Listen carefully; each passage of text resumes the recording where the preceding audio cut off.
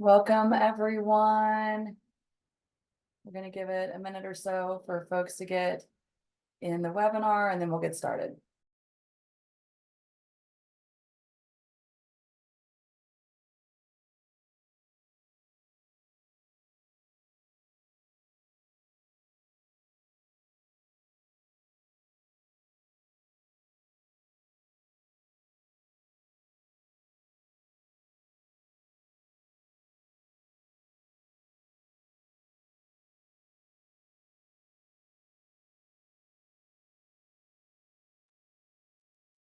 Okay, in the interest of time, I will get us going with this today. Thank you so much for joining us on our webinar entitled Mind Matters, Building a Justice System that is Inclusive and Responsive to People with Brain Injury. We're very excited to have you joining us today. We can go to the next slide, please.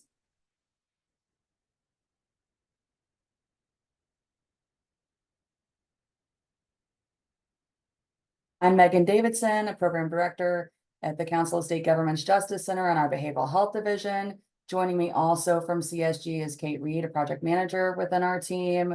Also joining us today, we're very excited to be joined by Brooke Mount from the Bureau of Justice Assistance, Judy Detmer and Becky Wolfkiel from NASHA, the National Association of State Head Injury Administrators, and Major Gould from Genesee County Sheriff's Office today. So we're going to all be speaking with you about this important topic, and we're very excited about this panel of folks that's joining us today. Next slide.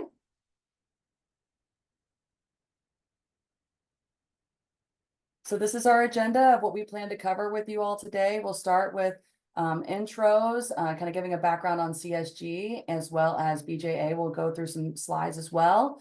Then we will dive into a project overview and background research. So one of the things, kind of the primary impetus for this webinar today is to share with you some findings from a project that CSG has been engaged in over the course of the last 2 years, looking at this topic specifically. So we want to share some of those findings and recommendations, and then turn it over to our speakers to really share their experience and expertise around brain injury. So that, and then we'll conclude with the panel discussion and any questions that come up in the chat. And please feel free, as we're going through this presentation today, to drop in any questions that you have in the Q&A section of Zoom down below, and we will be sure to address those at the end. Next slide. So for anyone that isn't familiar, the Council of State Governments Justice Center is a national nonprofit, nonpartisan organization that combines a membership association that serves state officials in all 3 branches of the government with policy and research expertise to develop strategies that increase public safety and strengthen communities. Next slide. How we work and what we do is we tend to bring people together. So bringing key stakeholders together to really talk about and tackle important issues within the criminal justice system. We drive the criminal justice field forward with original research. We also engage in policy change and support states, counties, localities as they move towards policy change across important issues. And we provide expert technical assistance. So those are our main areas of work within CSG. Next slide.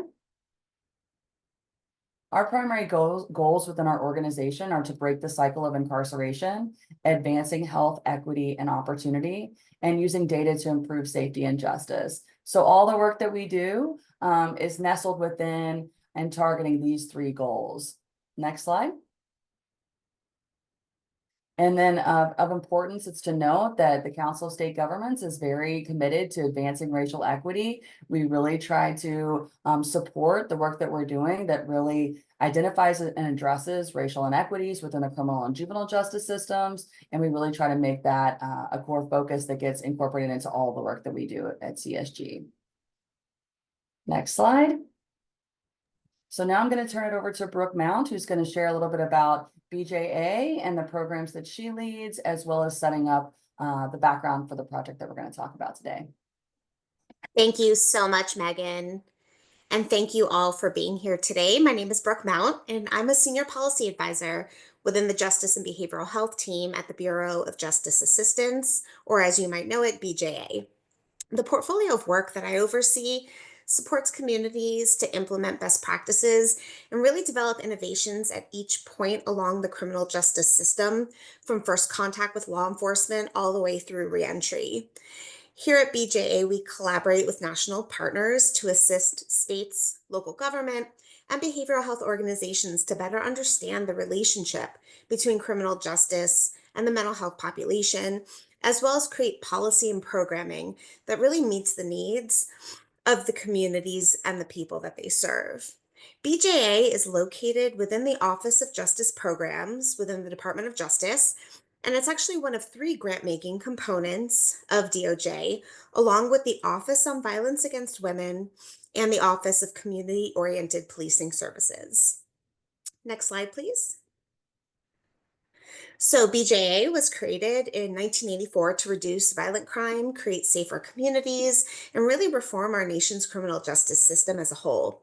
BJA strengthens the nation's criminal justice system and helps state, local, and tribal jurisdictions reduce and prevent crime, reduce recidivism, and promote a fair and safe criminal justice system.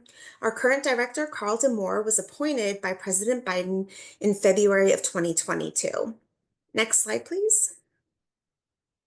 So, our work really focuses on providing funding through programs, the transferring of knowledge through training and technical assistance, developing guidance and resources, and engaging with partners and stakeholders all across the country. Next slide, please. And we will go ahead and get started with the project overview. Next slide, please. So, the project that we're going to discuss today was funded under the Justice and Mental Health Collaboration Program run by BJA. And the goal of this program is to bring together justice and mental health partners to improve public safety responses and outcomes for people with mental health disorders and co-occurring mental health and substance use disorders who come into contact with the criminal justice system. And we do this in two ways. First, by making grants and helping grantees be successful through training and technical assistance that supports planning and implementation. And second, through field-wide technical assistance, which includes webinars, briefs, public awareness resources, and communities of practice.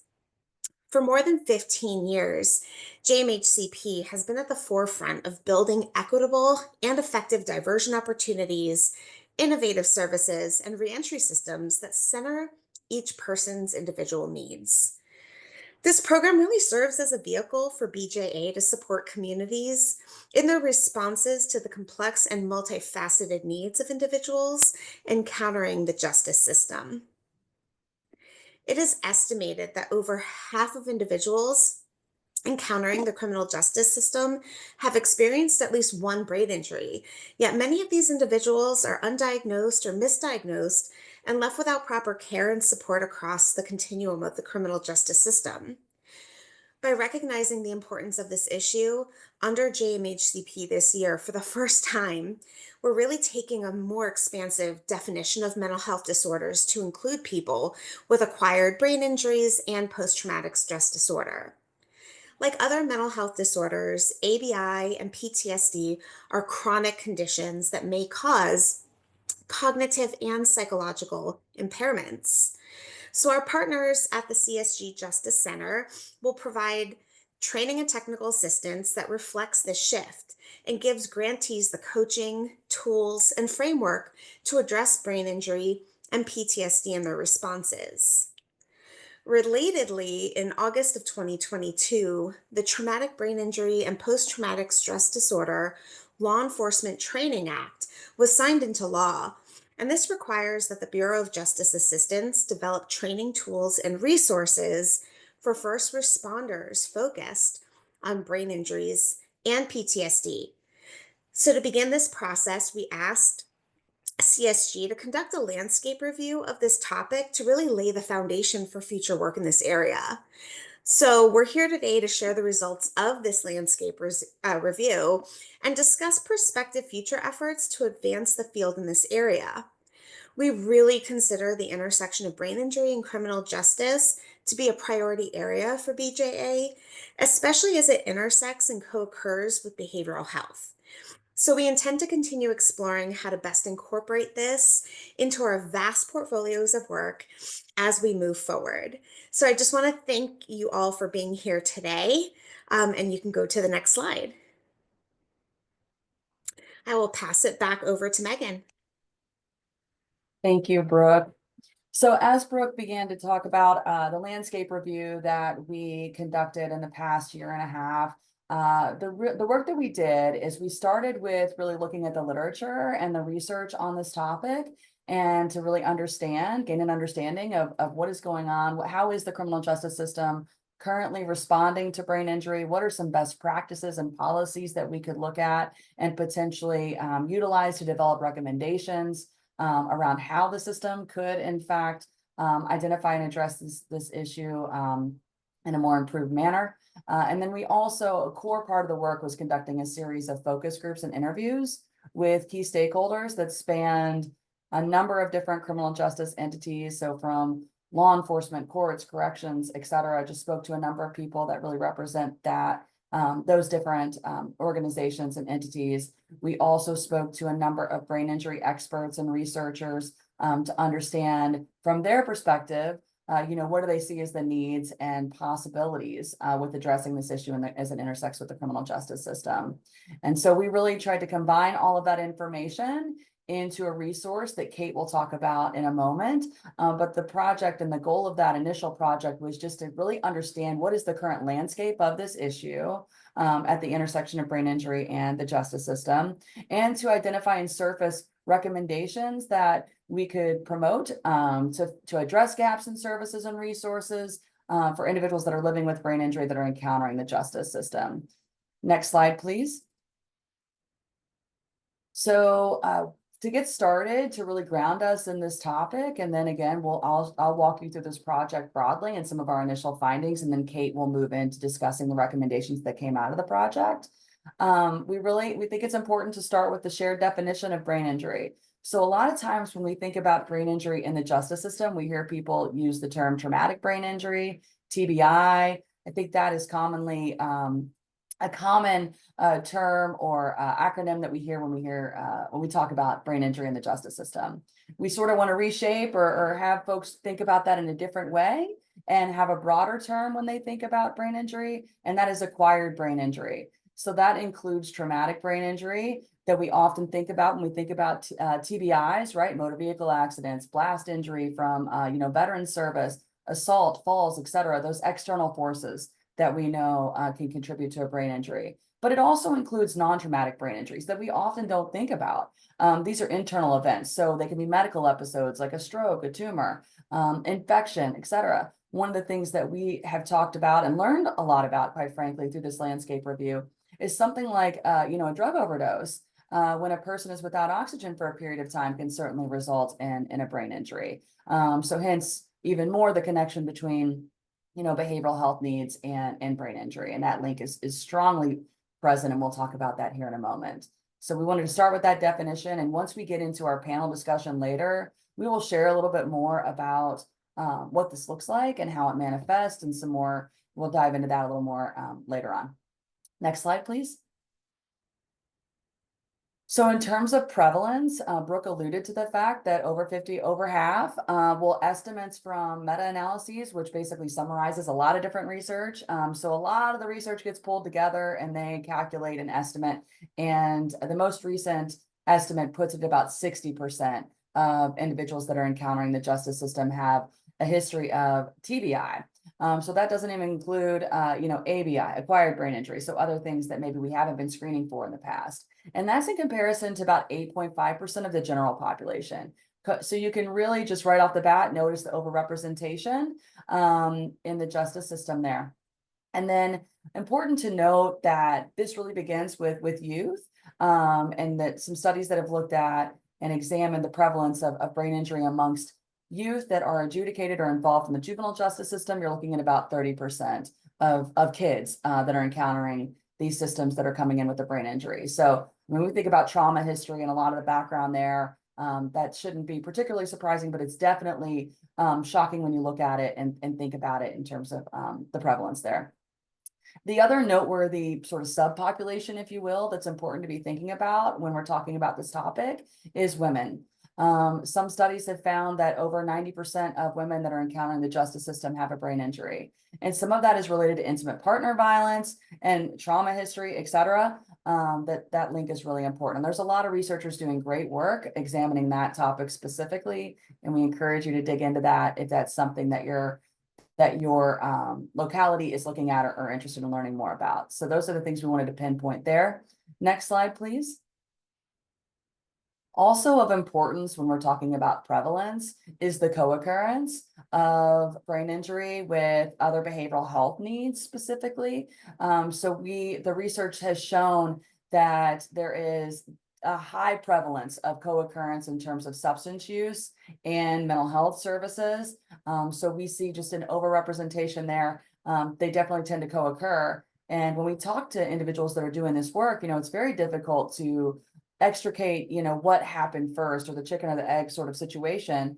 But it's important to note when you're working really with the criminal justice population at all, that you could be dealing with any one or all three of these combinations of challenges and to take all of that into consideration. Next slide, please.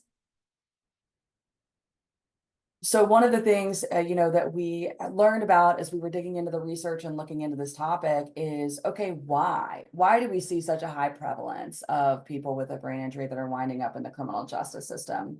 Well, if we look at how brain injury can impact a person's executive functioning, impulsivity, impaired decision-making, those things can directly lead to behavior that winds up getting them encountering the criminal justice system.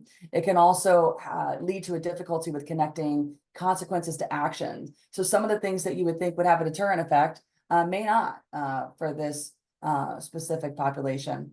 And then being involved in violence, I think this is the common theme that we heard throughout the research and talking to people that have been doing this work for decades, that we know that being involved in violence as a victim or perpetrator is often a precursor to both the brain injury and justice system involvement. Even if we think about setting aside intimate partner violence, we think about a lot of our young people that wind up in the juvenile justice system, and of course, obviously in the adult system as well, that have been in fights, that might have been knocked out a time or two.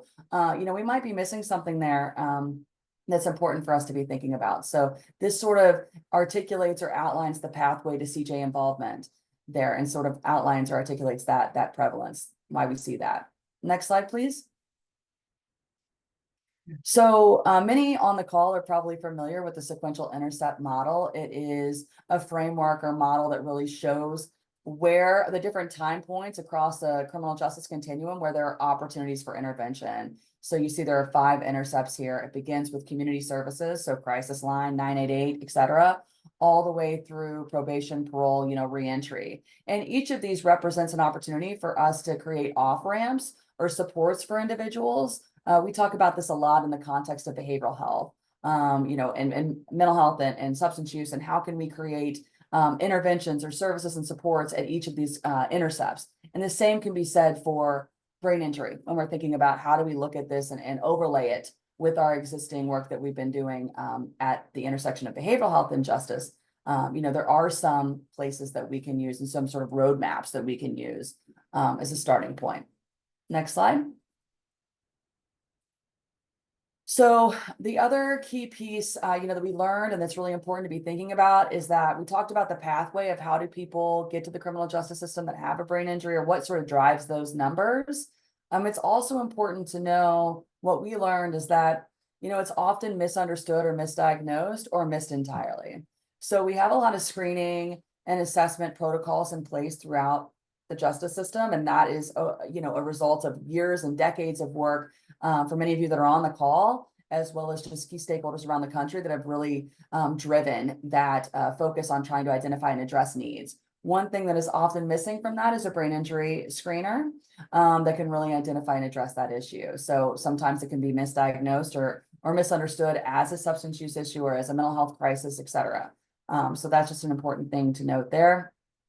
This also could be the first time that someone living with a brain injury recognizes or has it identified. They may not know that, the fights they were in as kids or that accident that they were in several years ago has impacted them in certain ways. And so it's an important opportunity for us to identify and address this as sometimes we can't just ask them, do you have a brain injury or do you have a history of a brain injury, because they may not know. And then some of the outcomes when we look at how people navigate the justice system, and we sort of compare individuals living with a brain injury to those that do not have a brain injury, we do see lower treatment and probation completion rates. That could be attributable to just the difficulty with just navigating those things and maintaining appointments and all of those different pieces. And Kate will talk about that in a little bit.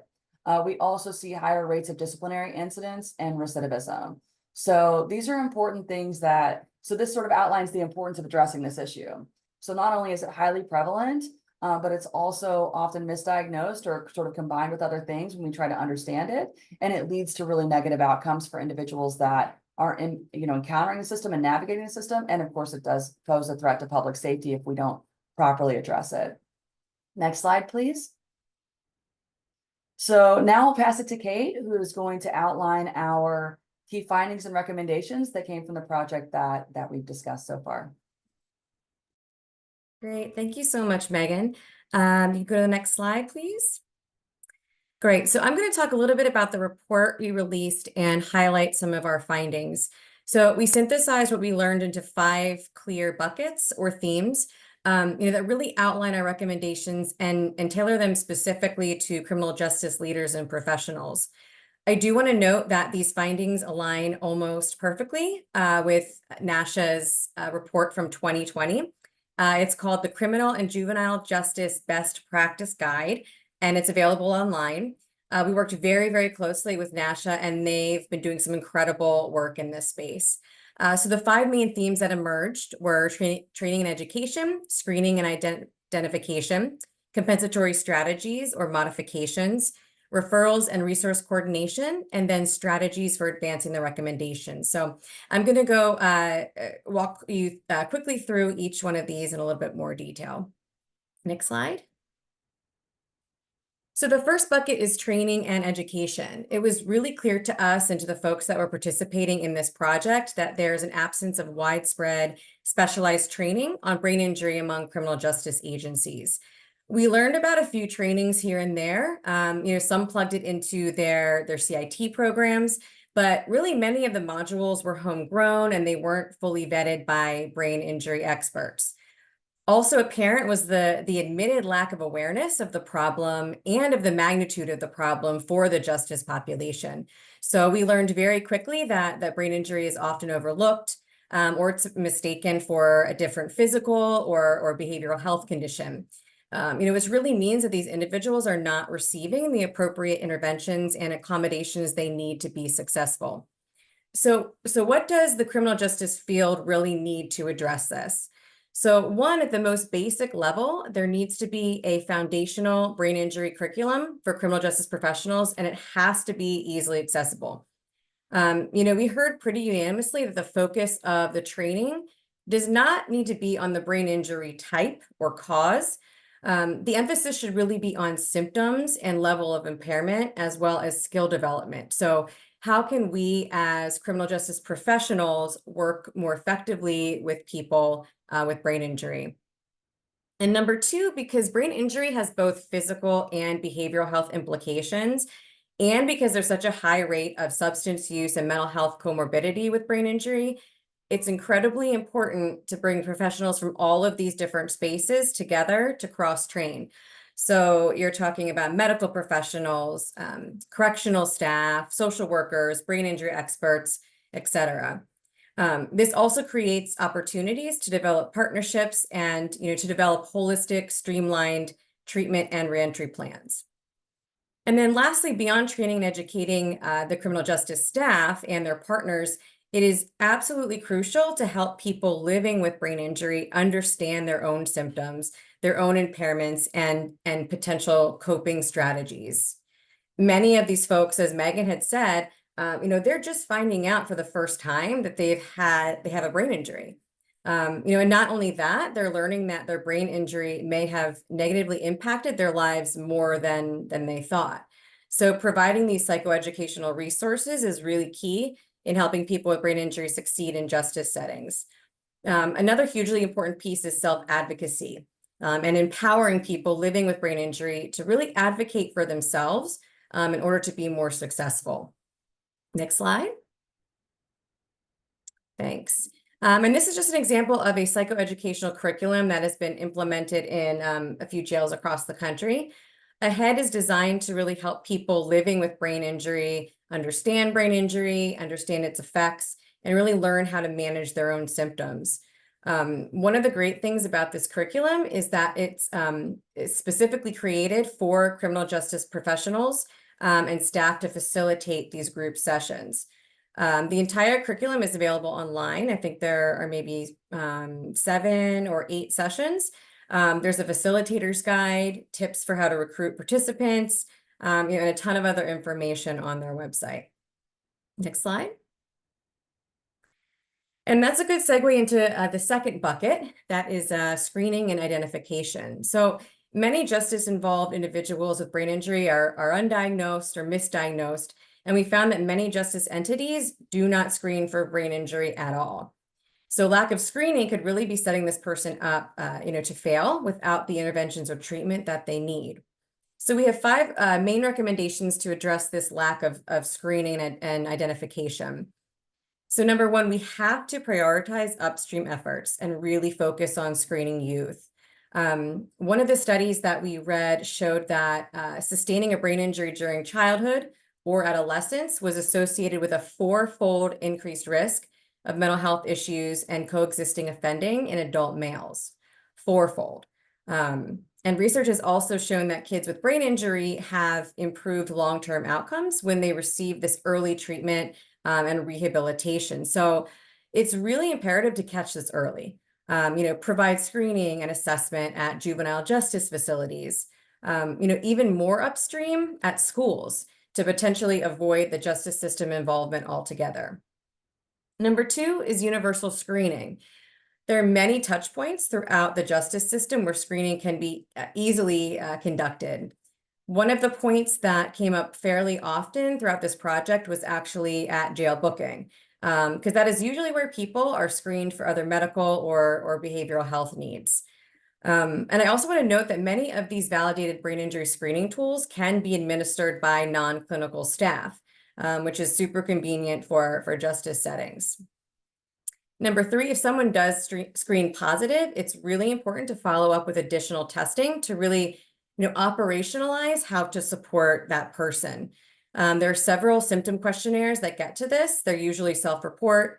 There's a few online that lead to these customized tip sheets that will list specific strategies to help support that person.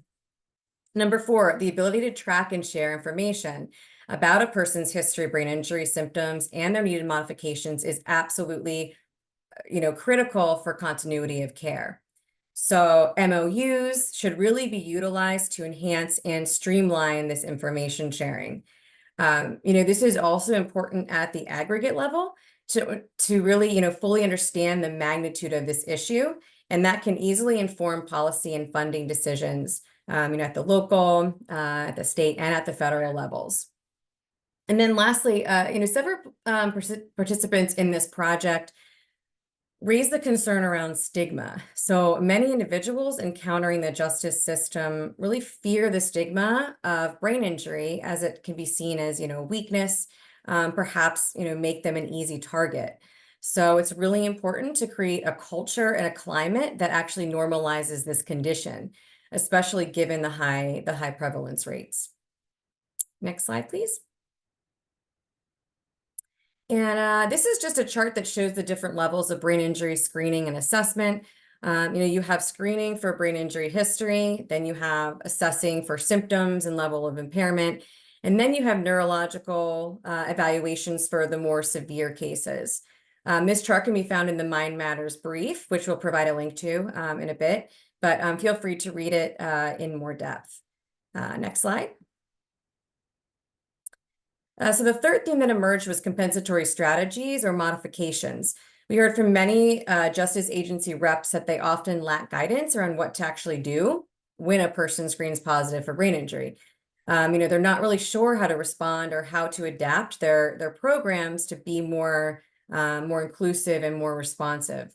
So when we spoke with our brain injury advocates and our experts, they pretty uniformly stated that the needed responses are actually far less complicated than they may seem. And that many of the strategies are actually very easy to implement and low cost, and some are even free. I won't dive into this now because our experts from NASHA will talk about this more during our panel discussion. But our two main recommendations. So number one, program modifications should be made within justice settings wherever possible. To really help a person successfully navigate this system and importantly also remain safe. These are typically subtle changes that can make a big difference, like minimizing noise and bright lights, or allowing them to write down instructions. And then the second piece of this is partnering with the person with a brain injury and developing these strategies alongside them. So this involves working with that individual to identify the most challenging symptoms and within which contexts they show up. And then this also promotes and strengthens awareness and self-advocacy. Next slide.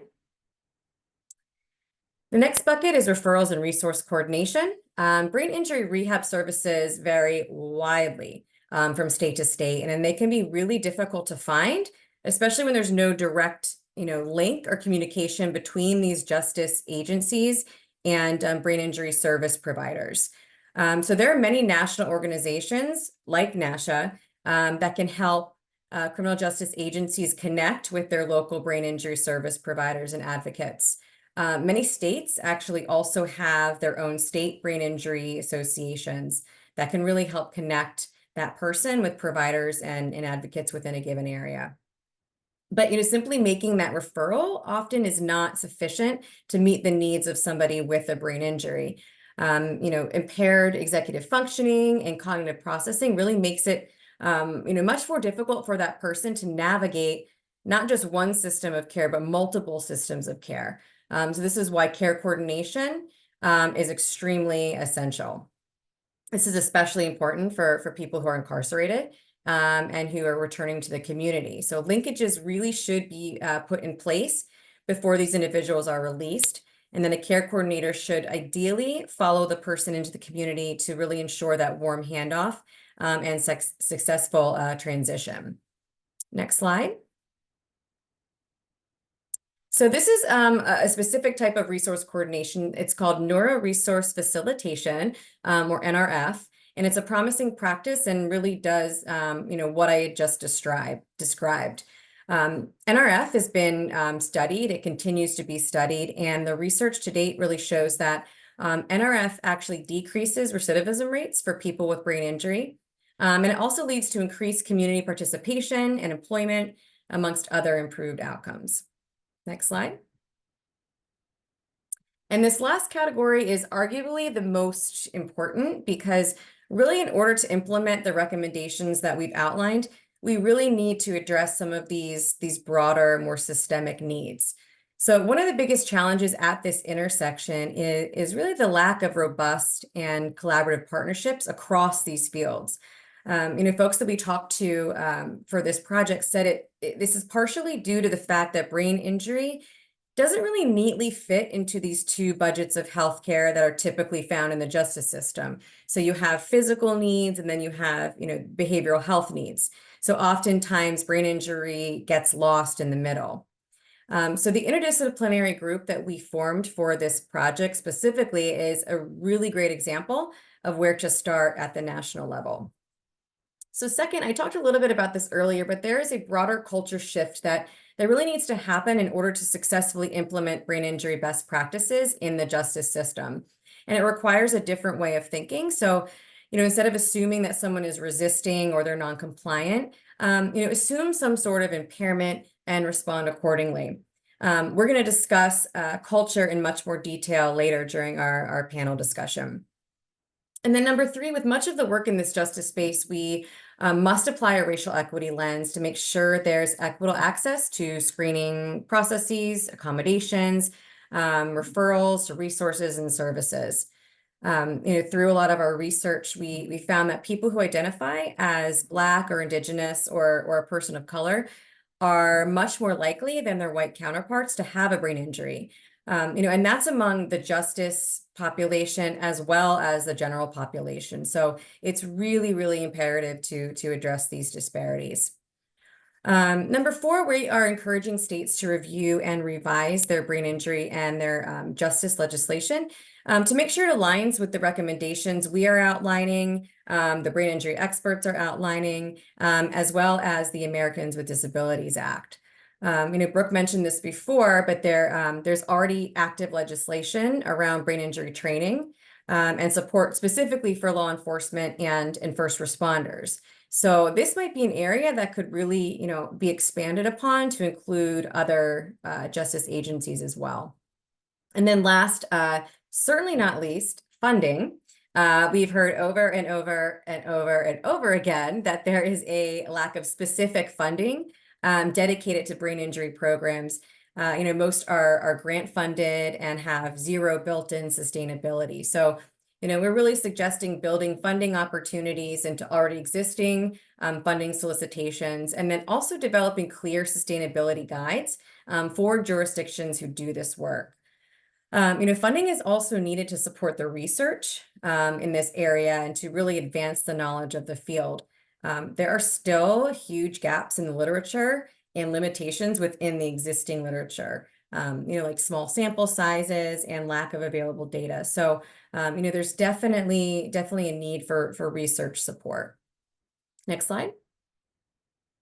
And this is just a link to the full report that was published on our website back in June. So feel free to read it at your own leisure. We truly hope that this is really just the beginning of the work at this intersection, starting with education and spreading awareness. And we're really looking forward to seeing how these recommendations can actually be implemented and the many ways we hope to improve outcomes. Next slide. So now it is my absolute pleasure to turn over to our partners in this work.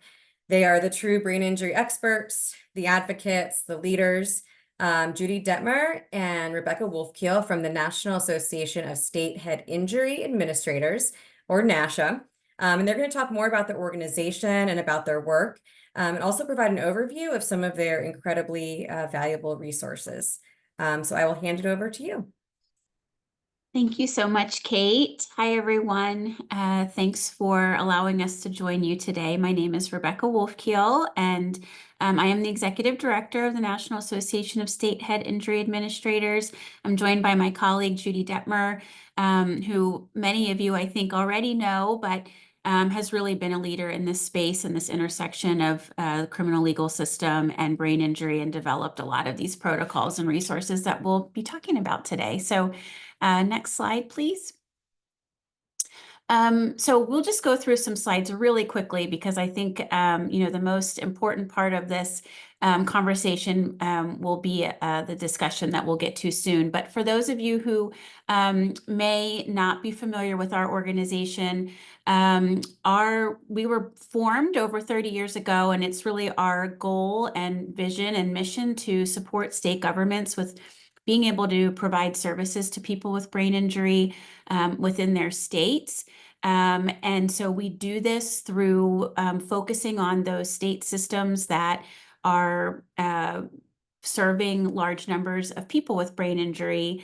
And so, of course, one of those target systems is the justice system. Next slide, please.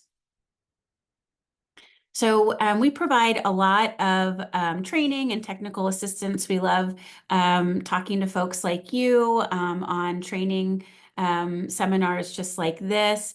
We really do try to create resources for the community to better understand how they can help support people with brain injury. And, a large part of our work involves connecting people. I think, Kate did such a beautiful job of describing this kind of lack of connection between the criminal justice system and the brain injury system. The criminal justice system knows that there are people with brain injury, but they don't quite know what to do about it and who to connect. And so we really see that as a valuable part of our work, connecting folks together to learn and be able to support people together. Next slide, please. So, we do support systems through trainings like this, resource creation, and we do a lot of training and technical assistance, providing subject matter expertise to help systems like the Justice One determine how to best create and implement protocols and programs that work best within their state systems. We know every state is different, and so the approach taken in one state may not be the right approach for the other. And so all of our team members are former state employees and really understand how to navigate those unique systems. Next slide, please.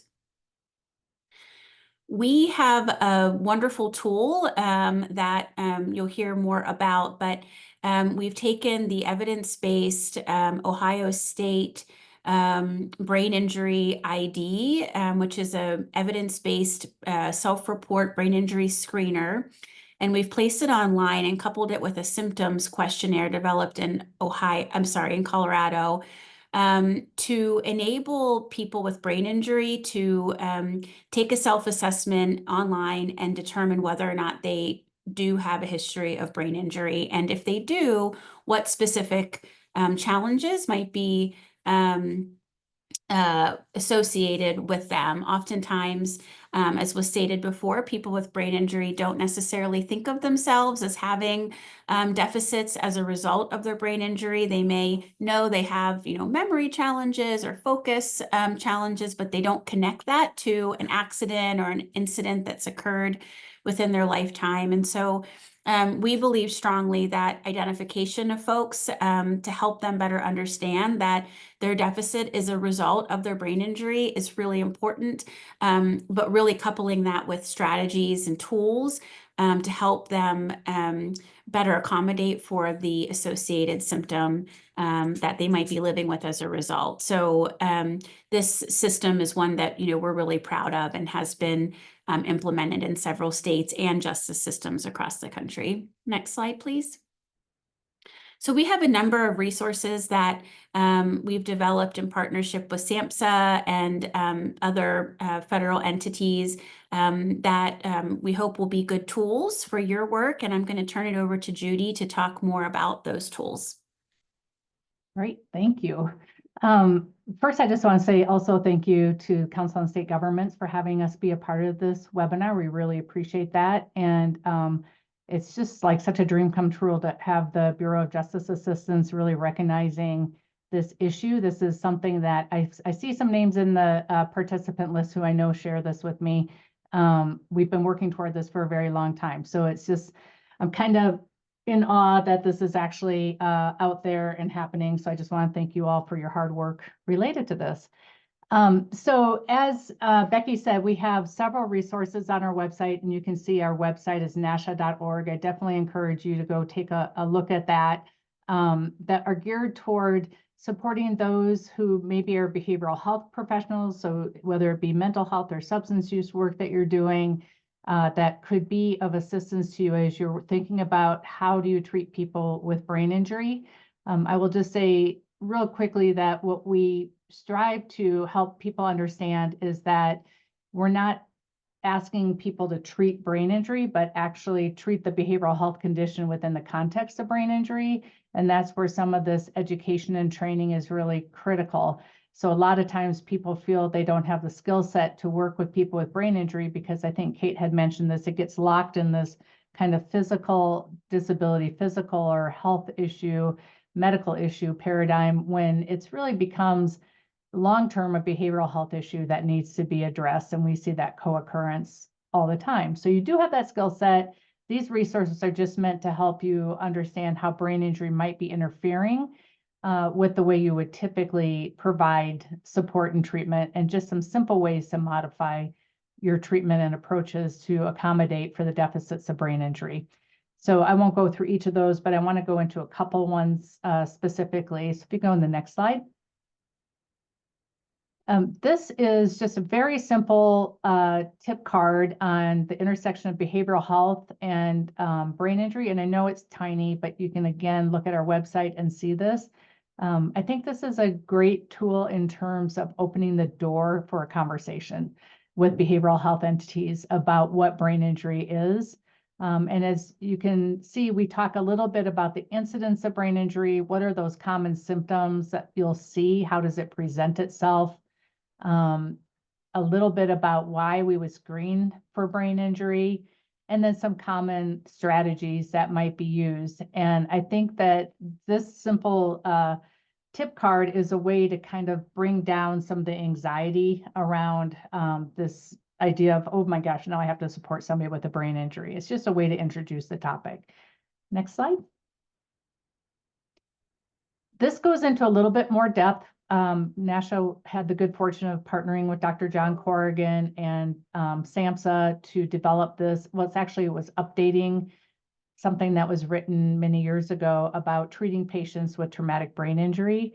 It's still relatively brief in terms of being able to digest it. So if you are in a behavioral health setting, substance use or mental health, you'll find some very helpful tips within this document as well. Next slide. We're really proud of this resource. This is something that we created in partnership with a couple of the SAMHSA Technical Assistance Centers and Dr. Carolyn Lemsky out of Canada, who's really done a great deal of work in terms of the intersection of substance use and brain injury. They have a complete program supporting people with brain injury who have substance use difficulties. And as you've been hearing, treatment completion is challenging following brain injury. This guide gives you some insight as to why that might be, but also tools for thinking about what can you do to adapt how you're supporting somebody to adjust and accommodate for the cognitive and behavioral impacts of brain injury. So definitely, if you're a provider or if you know people who are seeking treatment and want to educate a provider, this is a good resource to take a look at. Next slide. Accompanying this, again, with Dr. Carolyn Lemsky, NASHA was able to update substance use and brain injury workbook. So this is a nice tool to accompany that toolkit. This is written actually for the client themselves, for them to have something to work through and think through, how do I go through brain or substance use treatment and accommodate my brain injury at the same time. So it's a nice companion document for the person with an injury or their family member. Next slide. NASHA is part of the Traumatic Brain Injury Technical Assistance and Resource Center through the Administration for Community Living. One of the tasks that we have is to develop resources for our state partners. This is a resource that we developed through that work. It's a behavioral health guide, considerations for best practices for children, adults, youth and adults with brain injury. It gives state systems an idea of how to partner with their behavioral health resources in their state, but also gives behavioral health professionals an idea of thinking about screening approaches, how would they modify clinical interventions based on brain injury, modifying pharmacological interventions, which is a big issue following brain injury. There's also chapter briefs related to this on our website because it's kind of a dense manual, but the briefs would help walk through certain sections that might be of more interest to you specifically. So hopefully you'll take a look at that as well. Next slide. We have a lot of resources related to criminal legal system. Some of the ones we wanted to highlight are, we had a grant from the Christopher Reeves Foundation, which we were able to develop a building capacity of veteran treatment courts. I will say, I think it was Megan who showed the sequential intercept model. That is what we use foundationally when we talk to our state brain injury programs as well, for them to get an idea of where across that continuum do they want to implement supports and services or this protocol that we've been talking about. Treatment courts are a really good opportunity for that. So veteran treatment courts, we know the rates of brain injury are higher within our veteran population, especially the recent conflicts, but actually all veterans, we see a higher rate of brain injury. So if you're working with veterans, that would be something worth taking a look at. And then if you're just broadly supporting treatment courts, the next document is a good resource for you, and that's thinking about how to support people with brain injury within a treatment court environment. They really are a great setup in the way that they're designed to support people with brain injury. So we're always encouraging, that's a good part of the Intercept model to go after, because the way they're designed. And then Kate mentioned I think it was Kate, sorry, Criminal and Juvenile Justice Best Practice Guide for State Brain Injury Programs that we developed. It's actually quite a few years ago now, but still quite relevant. This was designed for state brain injury programs to think about how to interact with the justice system. When you don't work in the criminal legal system, it's a very overwhelming system to think about how to begin making change. So this is meant to break that down and help with that. And then we have a podcast series. I'm a big fan of podcasts, so if you are as well, this is a really great series. We had, I think it's 5 in the series. We have some people from law enforcement talking about their own experiences with brain injury. That's another whole area in this world that we haven't touched on, but also then just thinking about across the intercepts and some of the things that affect how brain injury affects a person's ability to move through that system. And next slide. I also wanted to touch on our Leading Practices Academy. So NASHA developed this several years ago, and it's meant to provide more intensive technical assistance with state leaders in terms of making change and systems change related to, at this point, it was the criminal legal system.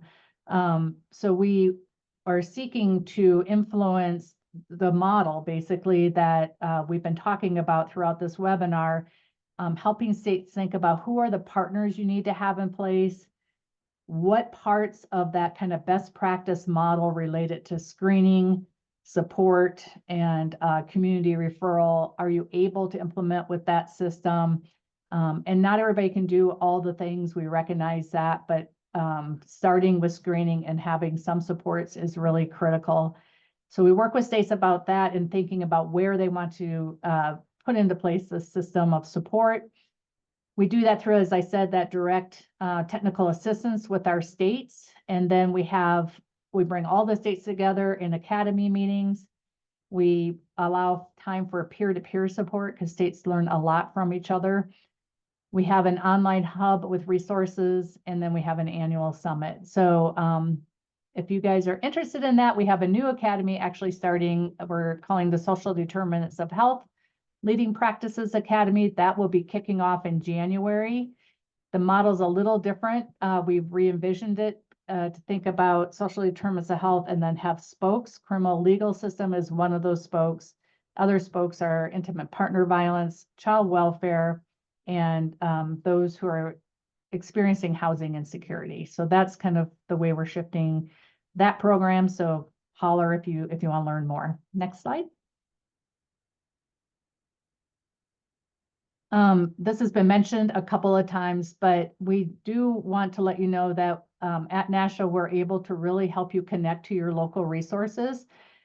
Brain injury is in a variety of agencies across the country, so it is a little challenging, as was mentioned earlier, to identify who to connect with. So if you're struggling to find out who it is in your state that might be doing brain injury work, please do reach out. We can get you connected, but we do have a state agency, we have a directory on our website that can lead you to the state agencies as well as to the advocacy organizations. So most states have a lead state agency on brain injury that's working in this space along in partnership with the advocacy organization, which are the brain injury alliances, associations, and otherwise named organizations in the state. And you can find that list also at the Brain Injury Association of America's website. So we're hoping that if nothing else, you either reach out to us or take a look at those and connect with your brain injury partners in your state, because they'd be very eager to be chatting with you, I am sure. Okay, next slide. I do want to thank you. We do very much appreciate this opportunity. There is a resource that we weren't able to get into the slides. I couldn't figure out how to put it in chat for everybody, so I might put it in the Q&A. It's if people want to learn about neuropsych screening, which we'll talk about in the panel discussion. I'll throw in a link in the Q&A, I guess, that you can maybe take a look at if you're interested. But thank you very much. Thank you, Judy. We can go to the next slide. We're going to open it up for our panelists here in a moment. But before we do that, I do want to introduce Major Jason Gould with the Genesee County Sheriff's Office. And one thing that we did not talk much about as we were outlining this project is that we convened a work group of cross-system partners, including criminal justice professionals and brain injury experts, and they played a key role in helping craft everything that we've discussed today. And I see many of them actually in the audience, and I'm so grateful for their contributions so far and their attendance today. So I just want to give them a shout out. And Major Gould was a part of that work group and has been involved in doing this work locally in his area. And so I want to turn it over to you before we open it up for the panel to just share a little bit of a background and intro and an overview of your work in this space. Great. Thank you, everybody. It's an honor to be here on the panel today. My name is Jason Gould. I'm the Major of Operations for the Genesee County Sheriff's Office, located in Flint, Michigan. If you don't know much about Flint, it is historically inundated with high crime rates, manufacturing loss, and a lot of water crisis that happened here. That created a unique environment in the corrections and the jail for the sheriff's office here. I'm also a paramedic. I've been a paramedic since 1994. So I have seen a lot of trauma, a lot of responded to a lot of calls, and I certainly dealt with a lot of sheriff's office business type calls as well. Historically, what I've realized is that the sheriff's office, law enforcement, is historically reactionary by nature. So this makes this space challenging for us, because in law enforcement, there's literally two things that bother us the most. It's the way it is right now in any type of change. So it's difficult to make change, but it's important to have these discussions and move forward with that. A lot of what we do here is surrounded by our institutional philosophy. It used to be common practice in this space to ask the inmate, tell the inmate, make the inmate, and that was just the way it was. That model does not work. I work with agencies all over the country now, and it's a growing opinion that ask, tell, make method needs to be changed to a care, custody, and control type mindset. And when that happens, that's when we really see the opportunity for culture change to set in. It's more about, we hear a lot in the media about police reform and all this stuff. It's less about police reform, because the word reform means it's all bad to a lot of people, but it's more about police evolution, law enforcement evolution, corrections evolution. And this panel, this discussion, this project, all of the attention on this is part of that evolution in bringing to light the need that we have to meet for our community, for the people in our community. So the culture is important. That's basically my introduction. It's an honor to be on this, and I look forward to any questions that I can help answer. Thank you, Major Gould. And we can take down the slide deck and just pull up our panelists for the discussion, if we don't mind. Okay. All right. So, and I just want to remind everyone that you are more than welcome to drop in your own questions in the chat or in the Q&A, my correction there. But I'll get us started with a few of the questions that we've heard the most as we've gone to different places to have this conversation. And one of the first questions that we hear is, where do you start? How do you get started with something like this? And so Major Gould, maybe you can take that first, and then we'll kick it over to Nasha for some broader guidance as well. For sure, from my perspective, where you start in this is recognizing that there's a need and there's a problem. Again, like I said before, the law enforcement and corrections are very reactionary. We're if this, then that kind of mentality.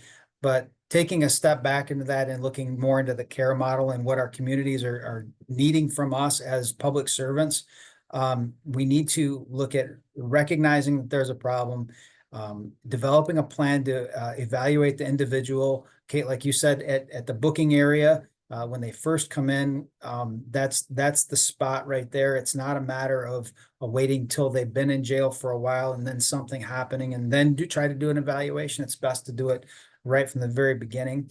It's very important for the training and education piece for those officers that are involved.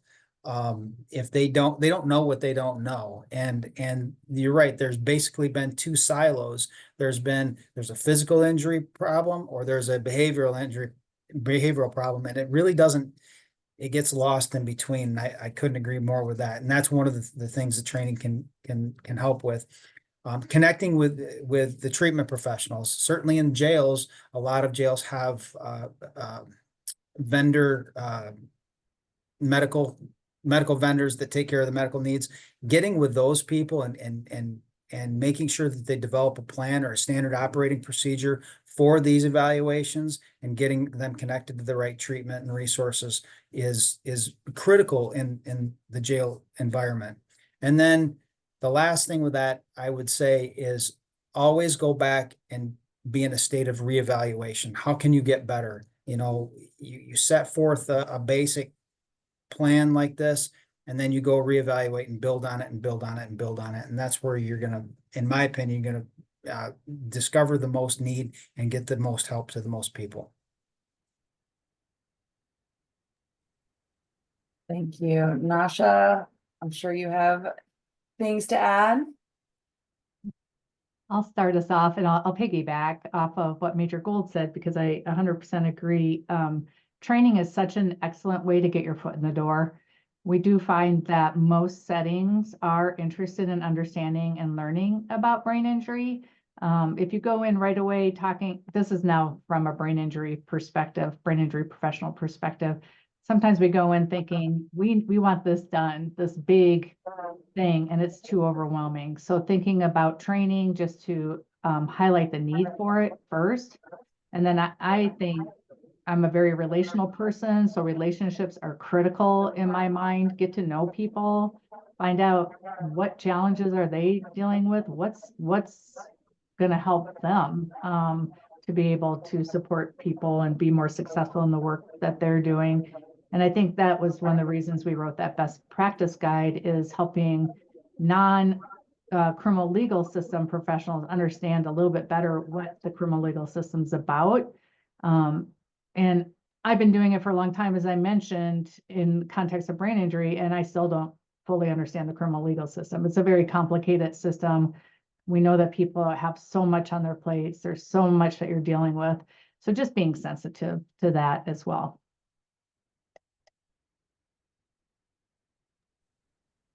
That's great. I would echo what everyone has said here. I think starting somewhere is better than not doing anything at all. You know, we did hear a lot when we were talking to people, as Kate mentioned, that they were hesitant to screen because they weren't sure what to do with that information. And hopefully you'll review some of these resources here to provide more guidance about what to do with that information. And so that actually kind of leads to a next question. I will get to the questions in the chat because I do see a couple coming in.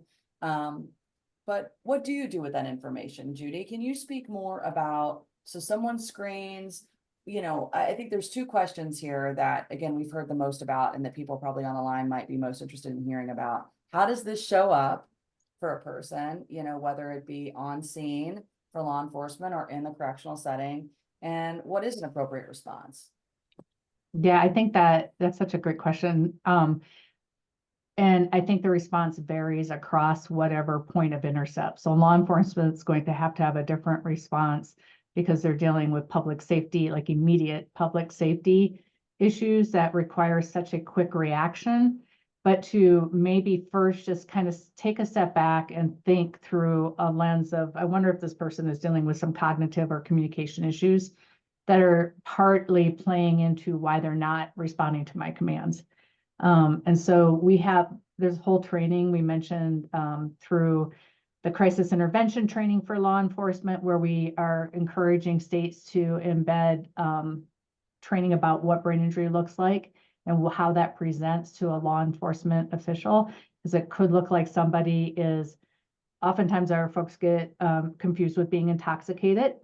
Maybe their speech is not clear, maybe their balance is not great, their ability to follow the commands is not there, because maybe they're not taking in receptive communication is challenging. So being able to, as much as possible, take a step back, slow down, try to do one thing at a time to help the person focus and be in line with that's a really tough area to intervene, quite honestly.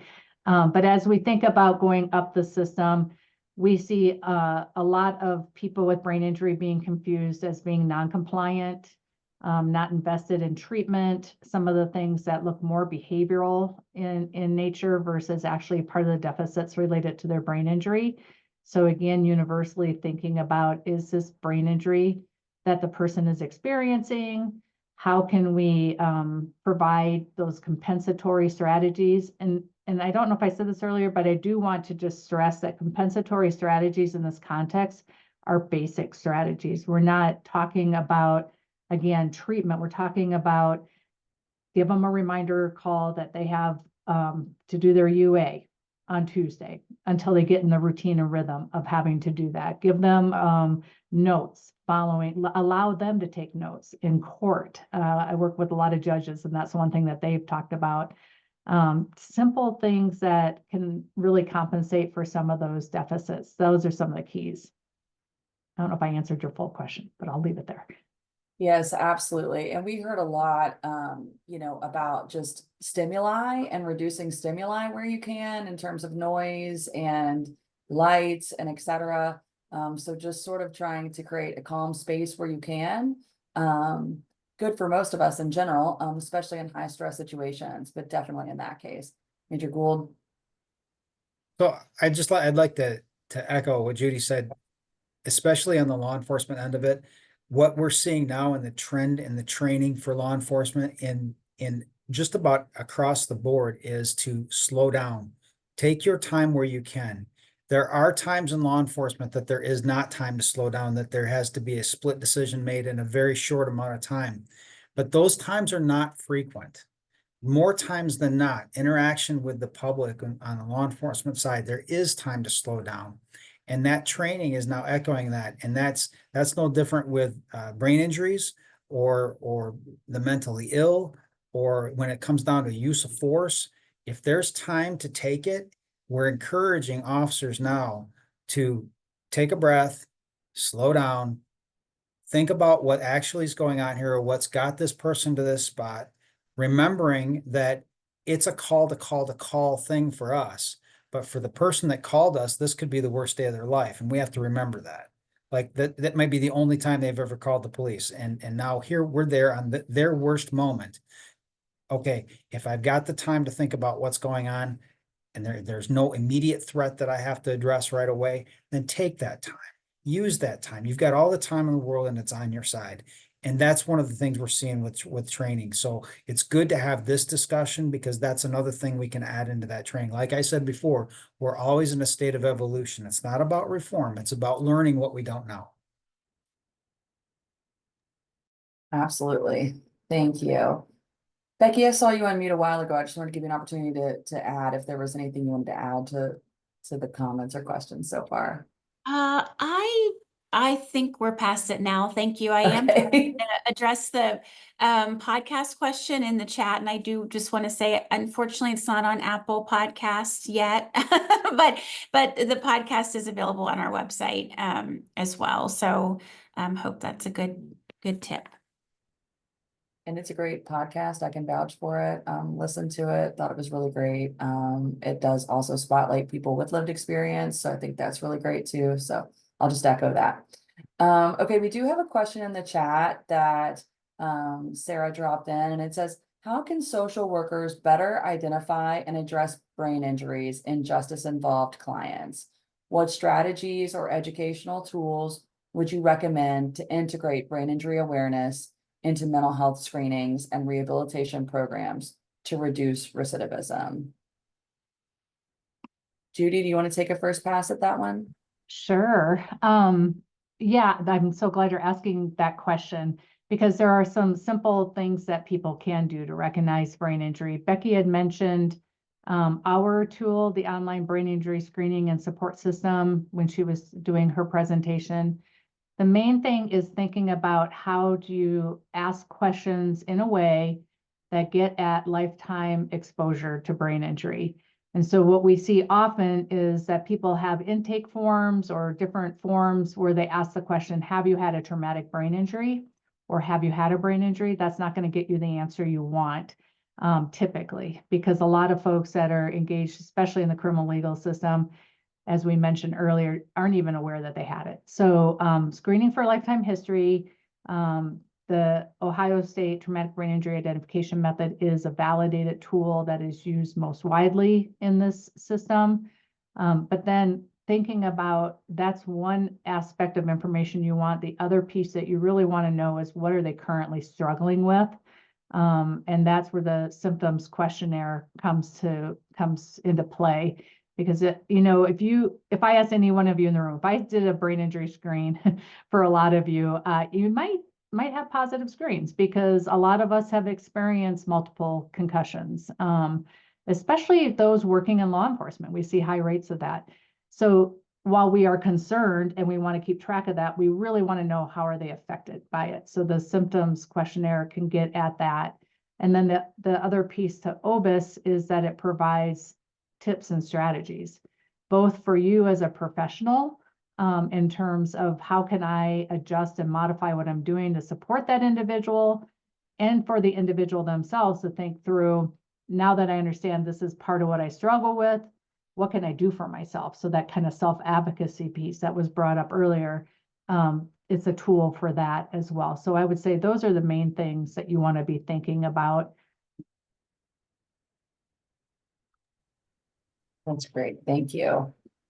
Okay, Major Gold, we talked a little bit about this when you started talking, and I know we've alluded to it a little bit throughout our conversation today, but I'm wondering if you can talk about the role that culture plays in addressing brain injury in the justice system, given what we know about the justice system culture and how it is shifting and evolving over time.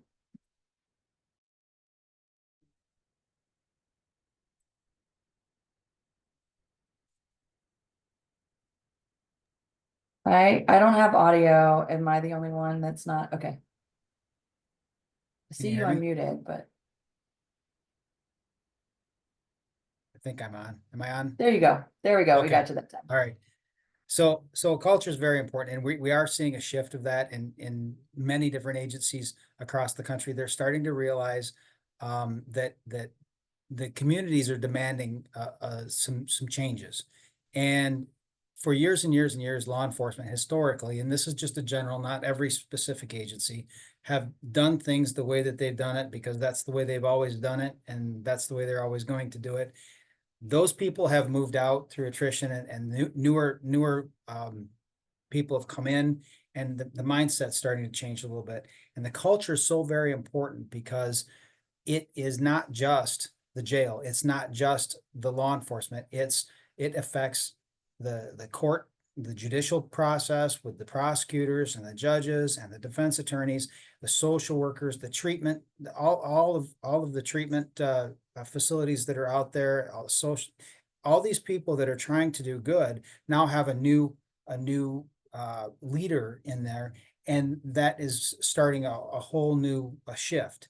And that culture drives everything. It drives everything about your organization. It drives morale of the employees. It drives the outcome of the patients. It drives the end result with an inmate, whether or not they're, they have tickets that they're written while they're in custody, for misbehavior or not. All of this culture, it's all interdependent upon, and it affects the policies and procedures that are in place. So a lot of times what we've seen is people don't pay a lot of attention to the culture. But when you stop and you think about it, it drives absolutely everything from every direction. That's great. Thank you. Yeah, it's a very entrenched culture, and any sort of change really has to start there, and a big piece of the puzzle from what we've heard so far too. Um, one of the things that I will just add to some of the pieces that we've discussed so far is one of the things we've heard, and I'm sure maybe some of you even on the call are thinking, oh, another thing I have to think about, right, is brain injury. When I'm already tackling mental health, I'm already tackling substance use, maybe I'm also, really embedding and attacking and addressing, racial equity and disparities and all of that, health equity and et cetera, right? The list goes on when we're talking about addressing these complex issues. We would encourage, I'm speaking on behalf of myself and the collective panel here, really leveraging your existing infrastructure. It's not about creating new infrastructure necessarily. If you already have cross-system collaborative groups, criminal justice coordinating councils, for example, or you already have groups that are meeting to talk about behavioral health needs of your individuals that you're interacting with in the community and so forth. Just bring brain injury into that conversation, right? Rather than starting a whole new conversation, just sort of add it as a layer. Kate and I work on the Stepping Up team, and we've started talking about, okay, how could this be also embedded in some of the Stepping Up work that's very jail focused and focused on identifying and addressing mental health needs of individuals encountering jails or entering jails. And that this just sort of is a piece of the puzzle. It's not an entirely different puzzle, right? It's just an added piece. So I just wanted to sort of frame that as something that when you think about it and you think about the culture shift is sort of already happening. It may have already even happened in many of your organizations, but it's about just sort of adding this line of inquiry and these different processes and pieces in place to make sure that you're really taking a holistic approach to the work that you're doing. So we've got a few more minutes. Shifting gears a little bit to talk about, if I'm in the position of as a state agency or even a local agency, and I'm thinking about how do I go about getting started in the brain injury space or connecting, collaborating? How do I build that collaborative network? Judy, you spoke to the fact that you all have a directory and other things, and hopefully people will access those resources. Are there certain questions or guidance you would give to criminal justice or behavioral health entities that are on the line that are looking at building those collaborations? Becky, you want to take that one? Well, maybe I'll start, but please jump in. I think, sort of goes to a question that you asked earlier about the best way to approach partnerships. And I always think it's, to ask how you can support someone. And so, our brain injury community is always looking to reach out and to partner. And I think they would be delighted if someone from the law enforcement community or justice system at any level reached out and said, I'm very interested in learning more about how many people I might be serving with a brain injury and what resources are available for them. I think you would get a response very quickly, if you were to reach out to your state brain injury program or the associations working in the state.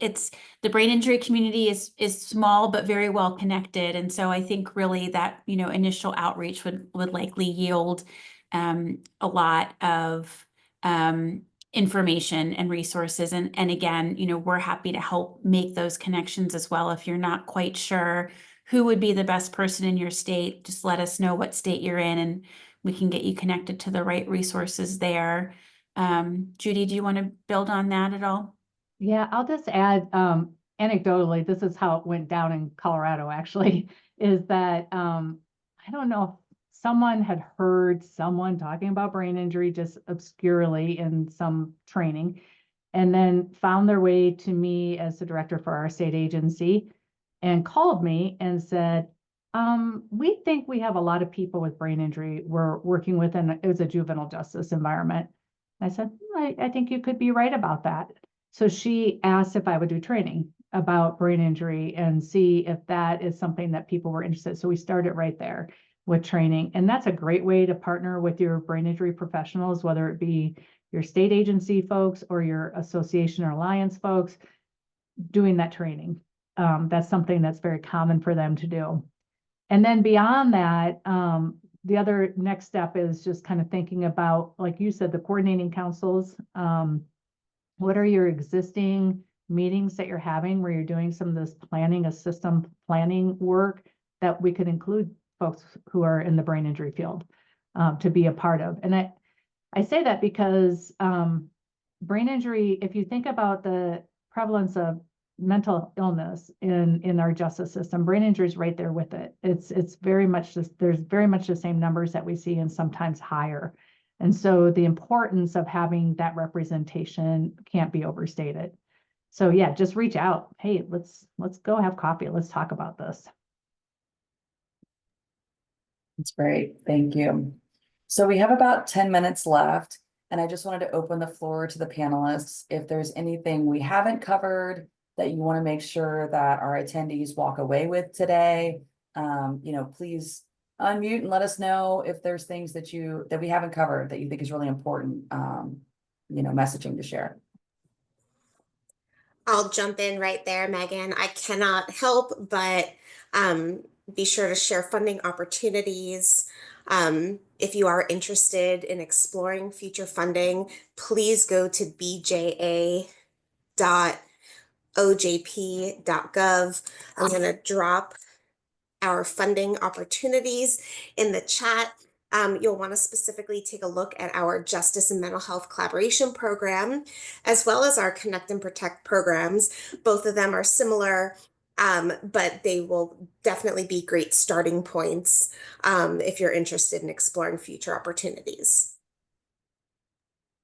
I'm so glad you mentioned that, Brooke. I was sort of thinking earlier, Megan, when you said how should folks reach out to partner? I will say money brings partners to the table, and we have seen in a couple of states these grant opportunities that Brooke is suggesting, brain injury partners and law enforcement partners coming together and using this funding to build out some really important capacity and services, in this line of work. So I echo that. Please check those funding opportunities out because they can be very instrumental in making change. I'll just end my little part here by saying that don't be afraid to just get started. I think that, we don't have to have everything fully in place before we actually start doing some of this work. Again, it can just start with training, building your awareness, understanding what brain injury is. That's going to change your practice inevitably because you'll have a better understanding of who you're seeing and what they're struggling with. Screening in and of itself can be looked at as an intervention because people with brain injury are getting that awareness of some of the reasons why they're struggling. It can change your perception as a professional as to why someone's struggling and therefore make you think differently about how you approach that person. And then again, those strategies that we talk about are things that are pretty universal that you're probably doing in a lot of cases and can be very much easily applied in your settings. So don't be overwhelmed by it. It sounds like a lot, but it's really, little bite-sized pieces will go a long way for sure.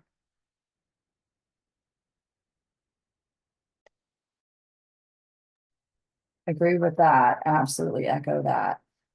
Major Goal, Kate, anything to add? Any parting words or final words of wisdom before we let folks go and have the rest of their afternoon? I want to thank you and everybody for the opportunity of being on the panel here. I know this is a very, very important topic. I know that change starts at the top of law enforcement agencies. If you can connect with the leader of whatever agency, that's going to help. I do know and can't emphasize enough the importance of culture change. We've seen it here in our jail in Flint, Michigan, where we've used meritocracy and we've targeted dopamine dumps in brains to make people feel edified. And we've seen a behavioral change, and that's been a big culture change. I say all that to say that's important because that's one example of how the culture change can change the operations of the jail. That's what happened here. So I know that any type of change like this going in the right direction is so very important.